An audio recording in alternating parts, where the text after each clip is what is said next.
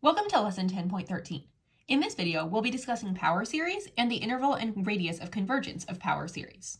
A power series is a series in the format from n equals 0 to infinity of a sub n times x minus c to the power of n. The variable c represents the center, and this is similar to what we think of as the center in a Taylor or Maclaurin polynomial.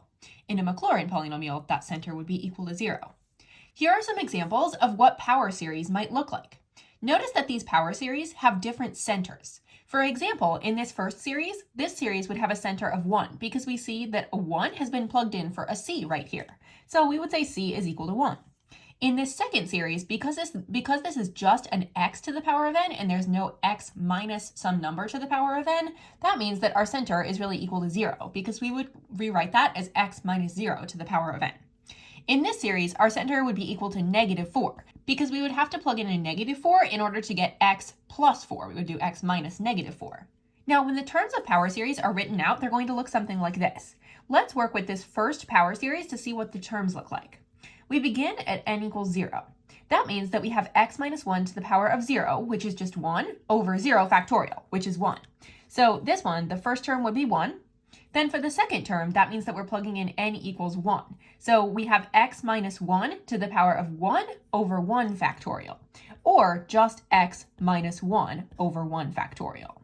Then we would plug in n equals 2. So we would have plus x minus 1 to the power of 2 over 2 factorial, and then that pattern would continue. We would have x minus 1 to the power of 3 over 3 factorial, etc.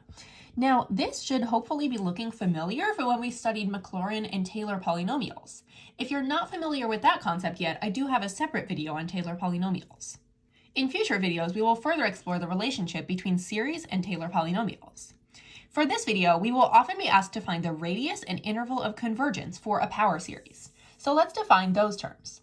The interval of convergence is an interval containing the values of x for which the series converges. For example, if we look at the series from n equals 0 to infinity of x to the power of n over 2 to the power of n, that series converges when x is between negative 2 and 2. So we would say that the interval of convergence is negative 2 less than x less than 2. The radius of convergence is the distance from the center to either endpoint of the interval of convergence. In this example right up here, we can see that our center, c, would be equal to 0, because if we look at our original format, x minus c to the power of n, in this case, we just have x to the power of n, so x minus 0 to the power of n. So if our center is equal to 0, the distance between 0, our center, and either of these endpoints is going to be 2, which is why, in our example above, the radius is 2. It's because our center is equal to 0. So that brings us to the question, how do we find the radius and interval of convergence? To find the interval and radius of convergence, we typically use the ratio test, which was covered in lesson 10.8. I do have a separate video on that topic if you're not familiar with that. The ratio test states, let the series from n equals 1 to infinity of a sub n be a series with non-zero terms. If the limit as n approaches infinity of the absolute value of a sub n plus 1 over a sub n is less than 1, that series converges absolutely. If that limit is greater than 1, the series diverges. And if that limit is equal to 1, the ratio test is inconclusive for that specific series. Let's take a look at our first example. Find the radius and interval of convergence for the series from n equals 1 to infinity of negative 1 to the power of n times x minus 2 to the power of n over n squared. Notice that now, instead of just being asked whether a series converges or diverges, we're being asked to find something else, the radius and interval of convergence. We will start by setting up the ratio test for this particular series. So remember, this is what we need to create for the ratio test. We have to take the limit as n approaches infinity of the absolute value of a sub n plus 1 over a sub n, and if that is less than 1, our series converges, and if it's greater than 1, our series diverges. Now, if we're trying to make it converge, we're going to have to set that to be less than 1. So we'll begin by taking the limit as n approaches infinity of the absolute value of a sub n plus 1, this top portion. Now, a sub n plus 1 just means that we plug in an n plus 1 everywhere that we see an n right up here. So we would have negative 1 to the power of n plus 1 times x minus 2 to the power of n plus 1 over n plus 1 squared. Then we need to divide that by our regular a sub n, or we can multiply by the reciprocal of a sub n. So we will multiply this by the reciprocal of this, which would be n squared over negative 1 to the power of n times x minus 2 to the power of n. Then we need to do some simplifying. The first thing we can get rid of is these negative 1s, because if we're taking the absolute value of this entire thing, those negative 1s are not going to have a real purpose because they're just going to be made positive anyways. So let's do some simplifying. We have the limit as n approaches infinity of the absolute value of, and then let's take a look at this term and this term. We have x minus 2 to the power of n plus 1 over x minus 2 to the power of n. That's going to simplify down into just a plain x minus 2 to the power of 1 or an x minus 2 on top. The reason why that happens is if we have something like y to the power of n plus 1 over y to the power of n, we can just rewrite this top one as y to the power of n times y to the power of 1, and that's all over y to the power of n, so these would cancel, and you'd be left with y to the power of 1. So that's that principle that we're using, that exponent rule. So now we've dealt with these two terms, and then we have n squared over n plus 1 squared. I'm going to leave that as just an n squared on the top and an n plus 1 squared on the bottom. Now we have to evaluate this. This is kind of a weird limit because we have two variables in here. We have the x and we have the n. We need to focus only on the n's because we are taking the limit as n approaches infinity, not as x approaches infinity. So we'll only focus on this portion right here. The limit as n approaches infinity of n squared over n plus 1 squared is going to be equal to 1, because if we were to FOIL this out, we would get something with a first term, n squared. And n squared over n squared, those would cancel and we'd be left with a 1. So we really have 1 times x minus 2. That means that this limit is really equal to the absolute value of x minus 2. Now here's where the ratio test comes into play. If we need this series to converge, if we're looking for the interval of convergence, we know that this limit needs to be less than 1 in order to make our series converge. So what I'm going to do is just set this expression less than 1. Then we need to solve. If the absolute value of x minus 2 needs to be less than 1, the way that I can solve that is I can say that x minus 2 needs to be between negative 1 and positive 1. Then all you need to do is add 2 to every side. So we have 1 is less than x is less than 3. This is our preliminary answer, but there's something else that we need to do in order to find our full interval of convergence. We know that anywhere that is in between, but not including the values 1 and 3, is going to produce a converging series because that limit is less than 1. But recall that if we have the limit as n approaches infinity of a sub n plus 1 over a sub n, and that's equal to 1, the ratio test is inconclusive. So at these values of x equals 1 and x equals 3, we don't know whether the series would converge or diverge, because if we apply the ratio test at these values of x, we would get something that's equal to 1.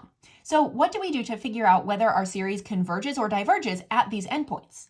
We're going to test each endpoint individually. So first, we'll check x equals 1.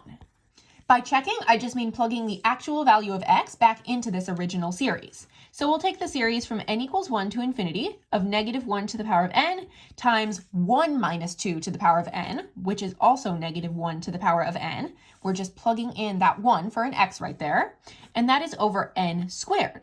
Then we can simplify this. This turns into the series from n equals 1 to infinity of negative 1 to the power of n plus n, or 2n, over n squared. Negative 1 to the power of 2n is always going to produce an even number, and negative 1 to the power of an even number is always going to produce a positive. So this is really the series from n equals 1 to infinity of just a plain 1 over n squared. This series converges by the p-series test. So because this series does actually converge when x is equal to 1, we know that our interval is going to include 1, so x could be equal to 1. Now let's check x equals 3. This means that we need to plug in 3 where we see an x up in this original series. So we'll take the series from n equals 1 to infinity of negative 1 to the power of n times 3 minus 2, or just a plain 1 to the power of n, all over n squared. This 1 to the power of n, that's always just going to multiply our answer or our term by 1, so that's not really useful. So what we're left with is the series from n equals 1 to infinity of negative 1 to the power of n over n squared. This series converges by the alternating series test. Since our series also converges when x is equal to 3, that means that we can put this little less than or equal to also on the 3. So our interval of convergence would be 1 is less than or equal to x is less than or equal to 3. It also asked us for the radius. The radius is just how far away can we go from our center and have our series still converge. In this case, we know that our center is 2 because that's right in the middle of these two endpoints. And the distance that we can go away from 2 is 1 on either side. We can add 1 or we can subtract 1 from 2. So the radius would be equal to 1. The other way that you can identify the radius is by looking for an expression in the format absolute value of x minus c is less than r. If you have something like this somewhere in your solving process, and for example, we have that right up here in our solving process for this problem, you'll be able to easily identify the center and the radius. So in this case, we know that the center is 2 and the radius is equal to 1. So this would be the response for our problem. After going through an example, let's talk about a few more notes for the radius and interval of convergence. Something to note is that every power series is going to converge at its center. That will come back into play a little bit later. When using the ratio test to find the interval of convergence, it's very important that you test each endpoint separately, because those endpoints are the locations where we would have the limit equal to 1. And when the limit is equal to 1, that means that we don't know. The ratio test is inconclusive, so we have to actually plug it in and check. When solving for the interval of convergence, look for an expression in the format absolute value of x minus c is less than r to easily identify the center and the radius, just like we did in that last example. The 3 possible solutions for power series convergence are outlined below. Situation 1 is that the power series converges only at c, the center. This would mean that r equals 0 because we can go 0 units away from our center on either side to have the series still converge. Situation 2 is that the power series converges for a certain range of values around c. That's like the example that we just did, and you would come up with an answer in interval notation or inequality notation in that case. Situation 3 is that the power series converges for all values of x, which would mean that r is equal to infinity. We'll take a look at each of these 3 situations later in the video. Find the radius and interval of convergence for the series from n equals 1 to infinity of x plus 4 to the power of n over 3 to the power of n. The first thing I'm going to do is apply the ratio test. So I'll need to take the limit as n approaches infinity of the absolute value of a sub n plus 1 over a sub n. A sub n plus 1 means that I plug in an n plus 1 everywhere that I see an n in my original a sub n term. So instead of x plus 4 to the power of n, I'll have x plus 4 to the power of n plus 1. In my denominator, I'll have 3 to the power of n plus 1. Then if I'm dividing by this original term, the a sub n, that's the same thing as multiplying by its reciprocal, which is 3 to the power of n over x plus 4 to the power of n. Then I need to do some simplifying. So this will turn into the limit as n approaches infinity of the absolute value of, and then let's deal with this x plus 4 to the power of n plus 1 over x plus 4 to the n first. This is just going to produce an x plus 4 to the power of 1 on top. So on the numerator, I'll have x plus 4 to the power of 1, or just an x plus 4. And then I have to simplify the 3 to the power of n over 3 to the power of n plus 1. Remember, that's like having 3 to the power of n over 3 to the power of n times 3 to the power of 1. So the 3 to the power of n's would cancel, and you'd just be left with the 3 to the power of 1 in the denominator. And then I can evaluate the limit. So if I'm taking the limit as n approaches infinity, there's nowhere to plug in the infinity in here, because I don't have any n's in my expression. So this is ultimately equal to the absolute value of x plus 4 over 3. Then, in order to make a series converge, we need this limit to be less than 1 using the ratio test. So we'll set that to be less than 1. To break this apart, we can say negative 1 is less than x plus 4 over 3, which is less than positive 1. Then we'll multiply everything in this inequality by 3. So we have negative 3 is less than x plus 4 is less than 3. Then we'll subtract 4 from everything, and we would get negative 7 is less than x is less than negative 1. So this is our tentative interval of convergence, but we also need to check the endpoints, because when x equals negative 1 or x equals 7, that means that this limit produces a 1. And when our limit produces a 1 in the ratio test, we don't know if the series is going to converge or diverge. So first, let's check x equals negative 7.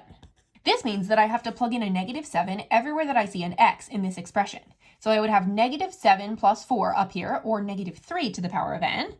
And that negative 3 to the power of n will be over a positive 3 to the power of n.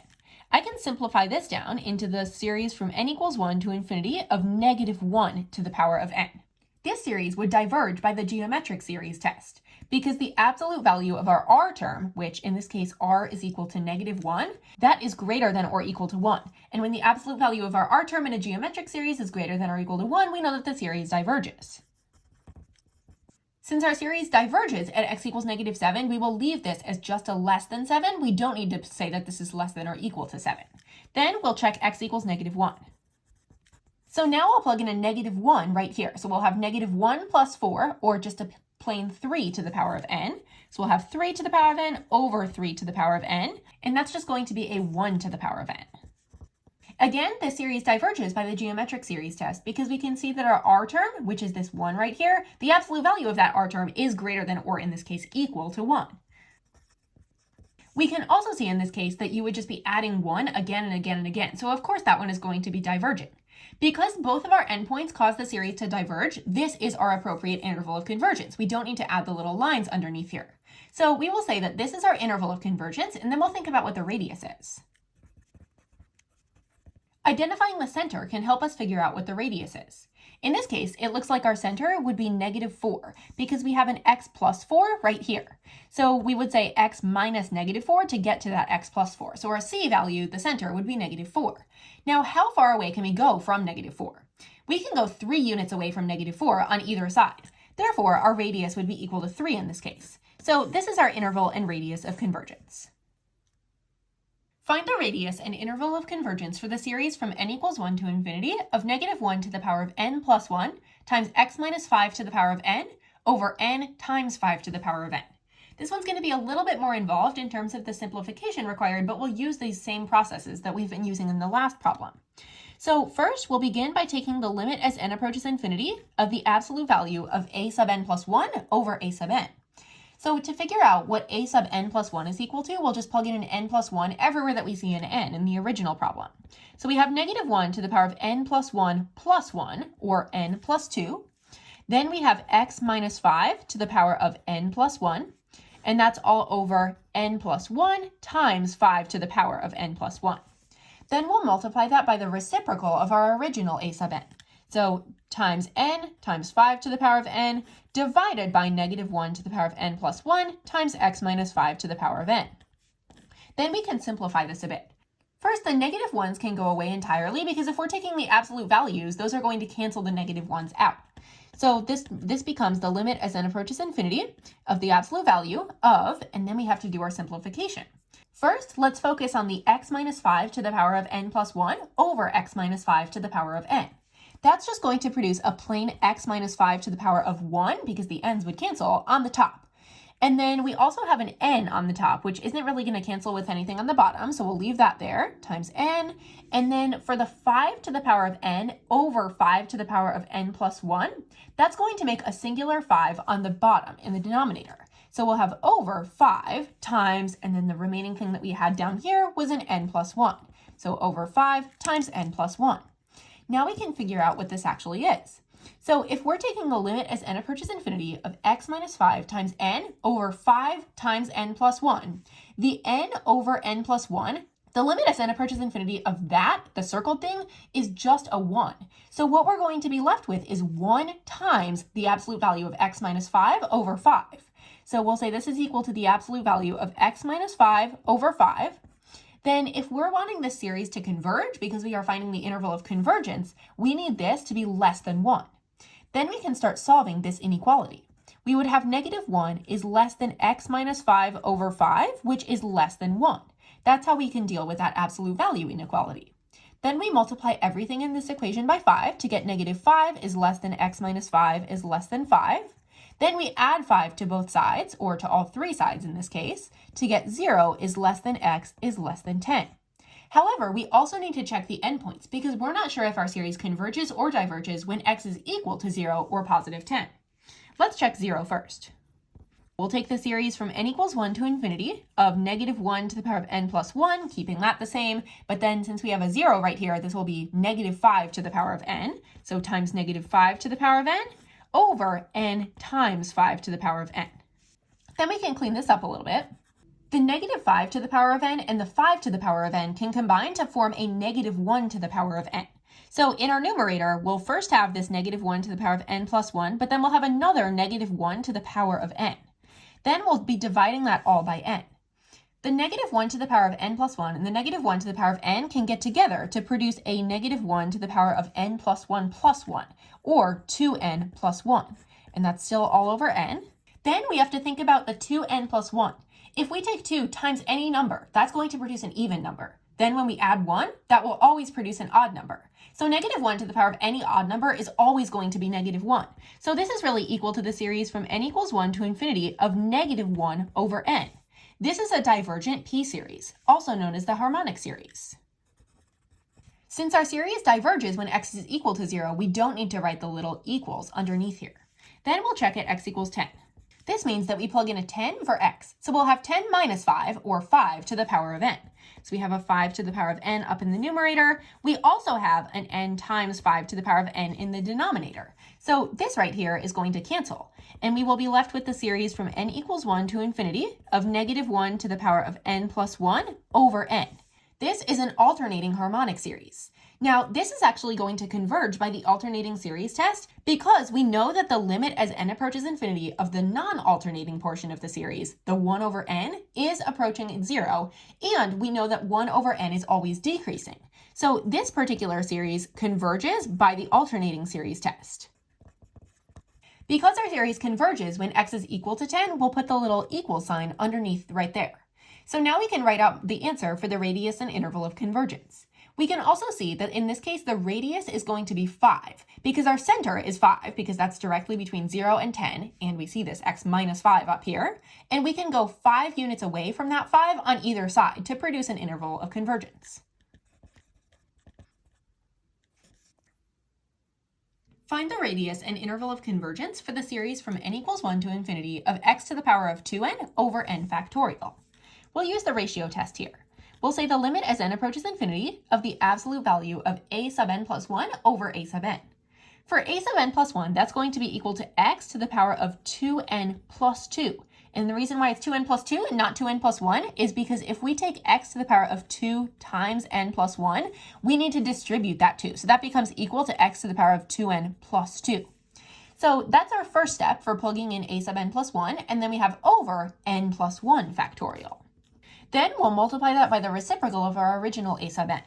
That would be times n factorial over x to the power of 2n. Then we can do some simplification here. This is equal to the limit as n approaches infinity of the absolute value of, and then this x to the power of 2n plus 2, that's really x to the power of 2n times x squared. And this is x to the power of 2n. So the x to the power of 2n's cancel, and we're just left with x to the power of 2 on top. Then n factorial over n plus 1 factorial, that's just a single n plus 1 on the bottom. When we evaluate this, if we plug in an infinity for the n right here, if we think about plugging in a really, really big number, we're going to have some number x divided by a really, really big number, n plus 1. That's going to get closer and closer to 0. So if this limit is always equal to 0, that means that our series has an interval of convergence from negative infinity to infinity. For all real numbers, this series will converge. For the radius of convergence, we have to think about how far away we can go from our center, which in this case is 0, to either end of the interval of convergence. In this case, it would be infinity because we can go infinity units beyond 0 or infinity units below 0. So our radius is equal to infinity. Find the radius and interval of convergence for the series from n equals 1 to infinity of 2n factorial times x to the power of n over n factorial. We'll approach this the same way that we've been approaching the other questions, by using the ratio test to determine on which interval this series converges. To use the ratio test, we take the limit as n approaches infinity of the absolute value of a sub n plus 1 over a sub n. To find a sub n plus 1, we're going to plug in an n plus 1 everywhere that we see an n right up here. So instead of 2n factorial, we'll have 2 times n plus 1 factorial.